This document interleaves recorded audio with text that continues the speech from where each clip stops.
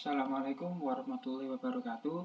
Perkenalkan, nama saya Raka Safa Pratama dari program studi Sistem Informasi dengan NIM 0902062343. Di sini saya akan membuat sebuah video yang mana video ini disusun untuk memenuhi tugas akhir daripada mata kuliah Keamanan Informasi.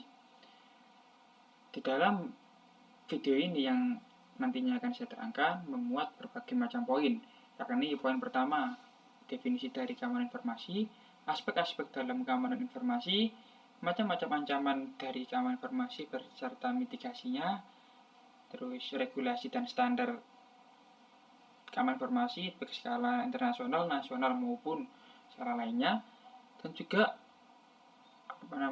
seberapa penting untuk memahami terhadap regulasi dan standar keamanan informasi tersebut bagi organisasi atau industri bahkan pemerintahan. Baik, tanpa perlu berlama-lama, langsung kita masuk yang pertama, yaitu apa itu keamanan informasi? Keamanan informasi adalah praktek dan proses melindungi informasi dari ancaman seperti akses jasa, gangguan, pengungkapan, pengubahan, atau perusakan yang dilakukan oleh pihak-pihak yang tidak bertanggung jawab. Tujuannya adalah untuk memastikan bahwa informasi tetap aman, andal, dan tetap tersedia hanya untuk pihak yang berhak atau pihak yang memiliki wewenang. Apa saja sih aspek dalam keamanan informasi? Aspek dalam keamanan informasi yaitu biasa kita singkat yaitu CIA, Confidentiality, Integrity, dan Availability. Confidentiality atau kerahasiaan ialah informasi hanya dapat diakses oleh pihak yang berwenang. Contohnya adalah penggunaan kata sandi, enkripsi, dan kontrol akses. Yang kedua yaitu integrity atau integritas, yang mana maksud dari integrity ini memastikan bahwa informasi tetap akurat dan tidak diubah oleh pihak yang tidak berwenang. Contohnya adalah checksum, tanda tangan digital, dan kontrol versi. Yang ketiga, availability atau ketersediaan. Maksud dari ketersediaan ini ialah informasi harus tersedia kapan saja untuk pihak yang berhak atau pihak yang berwenang saat dibutuhkan. Contohnya adalah melakukan backup data, pemulihan bencana, dan redundansi sistem.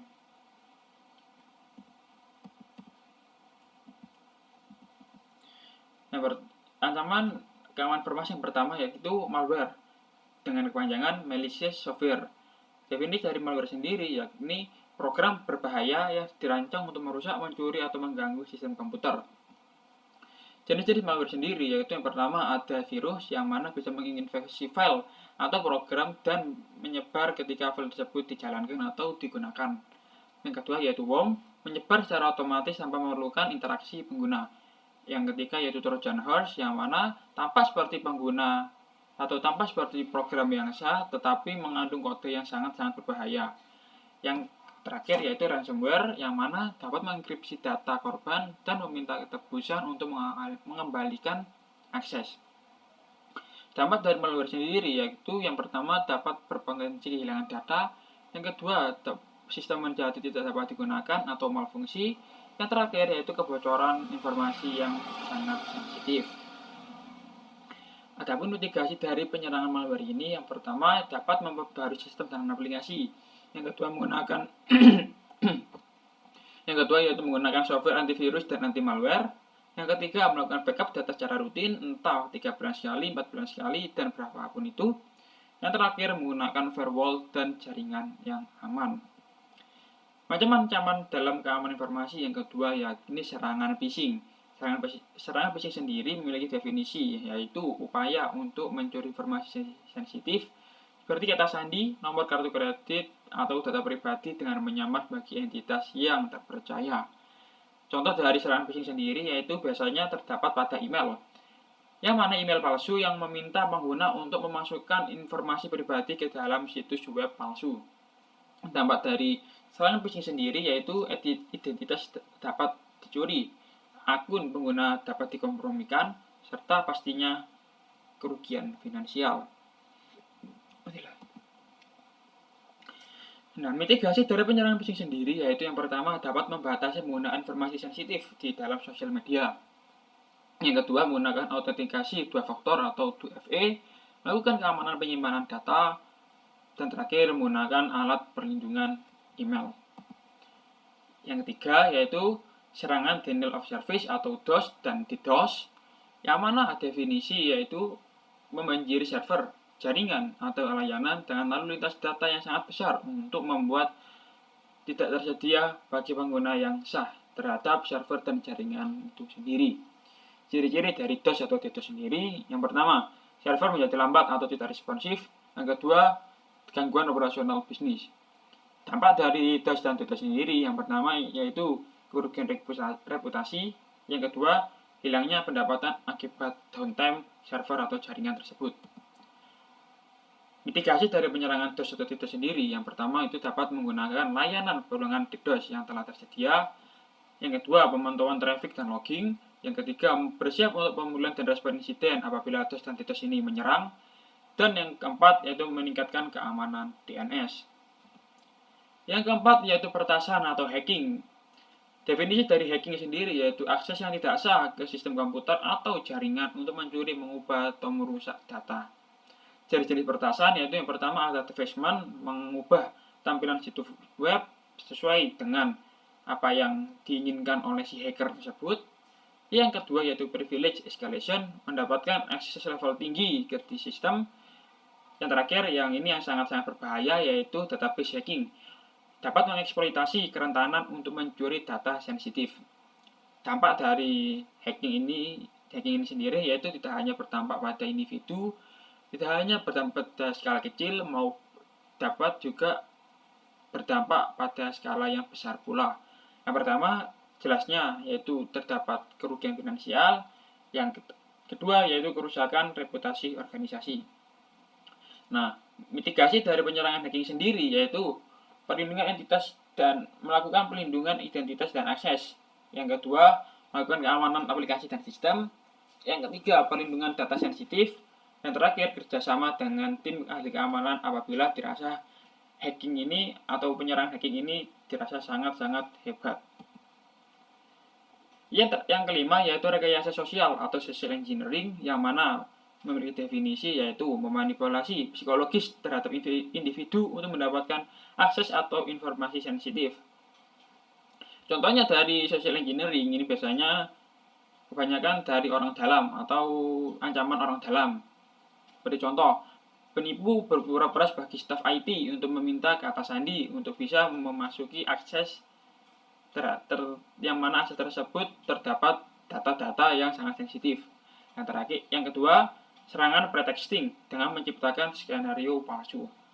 Dampak dari social engineering sendiri yaitu akses tidak sah ke sistem, kebocoran dan juga kebocoran data penting. Mitigasi dari penyerangan rekayasa sosial yaitu yang pertama, prosedur dan kebijakan yang kuat, menggunakan teknologi untuk melindungi data, melakukan proses untuk melawan phishing dan pretexting, dan yang terakhir, kebijakan keamanan terhadap USB dan perangkat eksternal. Apa sih pentingnya dari keamanan informasi sendiri? Nah, pentingnya dari keamanan informasi sendiri yaitu elemen penting dalam dunia modern, terutama dengan meningkatnya penggunaan teknologi dan digitalisasi dari berbagai sektor. Perlindungan informasi tidak hanya menjadi perhatian bagi organisasi besar, tetapi juga bagi individu dan pemerintah. Nah, alasan mengapa keamanan informasi tersebut sangat penting, yakni yang pertama, dapat melindungi informasi yang sensitif. Yang kedua, mencegah kerugian finansial. Yang ketiga, menjaga kepercayaan dan reputasi. Yang keempat, mematuhi kepatuhan hukum dan regulasi. Terus adanya melindungi operasi bisnis, mengantisipasi ancaman siber yang meningkat, menjamin privasi dan hak pengguna, dan yang terakhir untuk mengurangi dampak insiden keamanan. Adapun regulasi dan keamanan informasi yang skala internasional, yang pertama yakni ada GDPR, General Data Protection Regulation, yang mana wilayah Uni Eropa (UE), tetapi berdampak global. Isu utama dari GDPR sendiri yakni dapat melindungi privasi data pengguna dan memberikan kendali terhadap individu atas data pribadi mereka.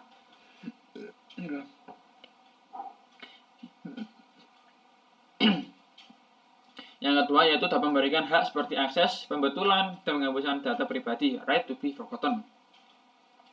Dampak dari adanya regulasi GDPR sendiri yakni Organisasi global yang berurusan dengan warga UE wajib mematuhi GDPR sebagai standar keamanan informasi di wilayah UE itu sendiri, termasuk menjaga keamanan data agar aman dari kebocoran.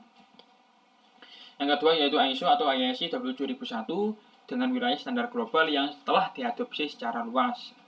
Isi utama dari ISO atau IEC 27001 ini yakni kerangka kerja untuk mengelola keamanan informasi melalui sistem manajemen keamanan informasi atau Informasi Security Management System (ISMS).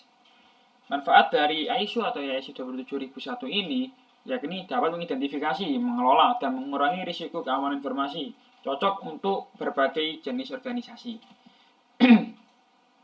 Yang ketiga yaitu ada PCI DSS, Payment Card Industry Data Security Standard, yang mana berwilayah global atau cakupannya sudah sangat-sangat luas.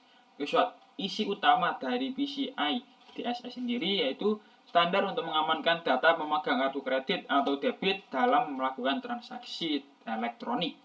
Penerapannya ialah diterapkan oleh bisnis yang memproses, menyimpan, atau mentransmisikan informasi kartu kredit. Yang keempat yaitu HIPAA, Health Insurance Portability and Accountability Act, dengan wilayah USA atau Amerika Serikat. Isu utama dari HIPAA ini lebih mengacu kepada sektor kesehatan, yang mana mengatur kerahasiaan dan keamanan data kesehatan individu, Electronic Protected Health Information atau EPHI. Penerapan dari HIPAA sendiri yakni wajib bagi organisasi di sektor kesehatan di wilayah Amerika Serikat sebagai bentuk keamanan informasi mereka. Yang kelima yaitu NIST Cybersecurity Framework, National Institute of Standards and Technology. Wilayahnya sama seperti GDPR tadi, yaitu yang GDPR tadi kan wilayahnya wilayah UE, tapi yang ini, yang NIST ini dengan wilayah USA tetapi digunakan secara global. Isu utama dari NIST sendiri yakni kerangka kerja untuk mengelola risiko keamanan informasi termasuk identifikasi, proteksi, deteksi, respons, dan pemulihan. Manfaat dari NIST Cybersecurity Framework ini yakni sering diterapkan dalam sektor kritis termasuk energi, kesehatan, dan transportasi dalam menjaga keamanan data mereka. Setelah menjelaskan tentang keamanan informasi dengan skala internasional, kini sekarang masuk ke dalam skala nasional.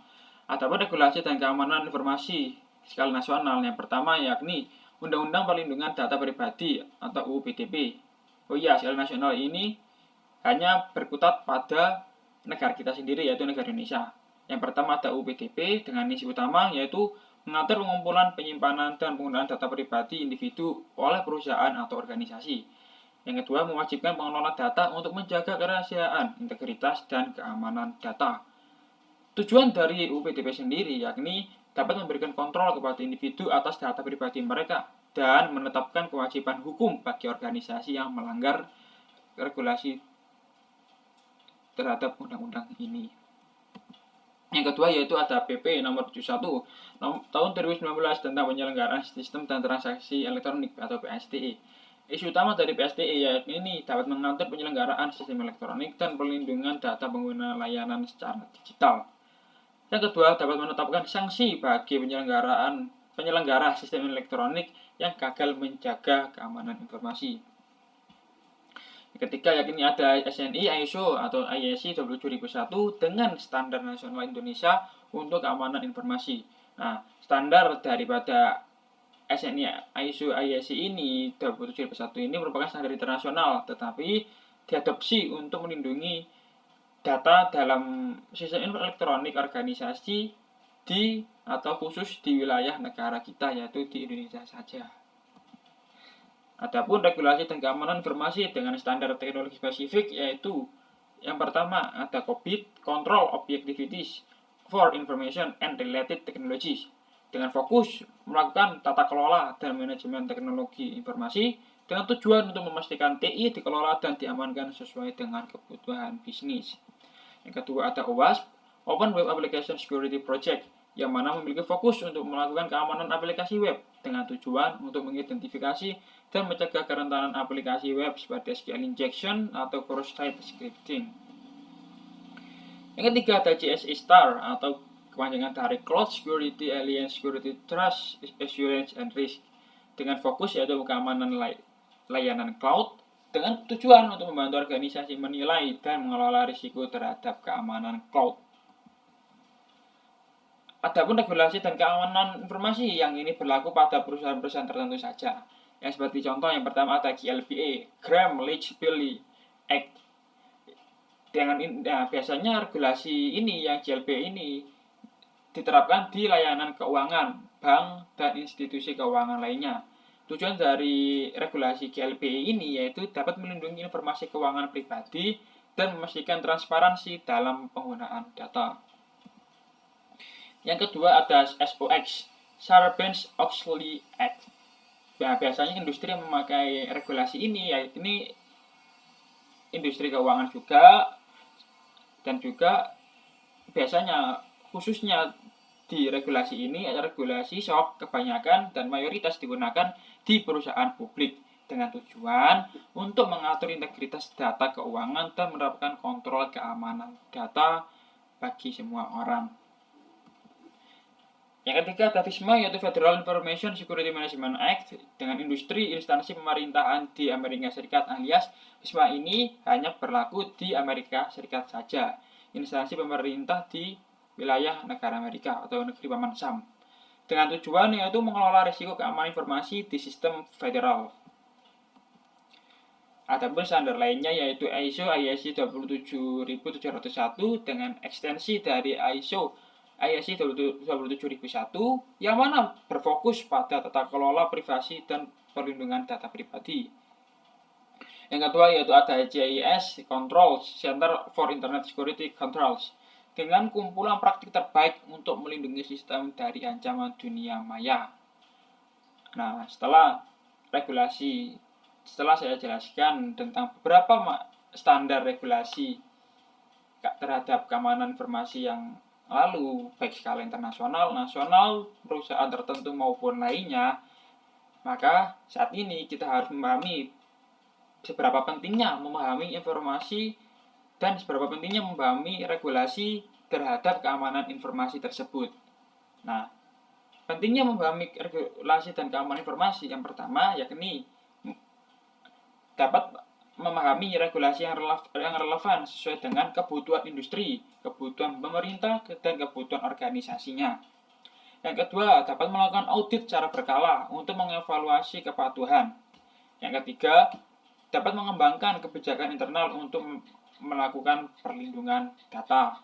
Yang terakhir yaitu dapat menerapkan teknologi seperti firewall, enkripsi, dan sistem deteksi keamanan. Sekian video presentasi dari saya. Apabila ada salah, saya mohon maaf. Wassalamualaikum warahmatullahi wabarakatuh.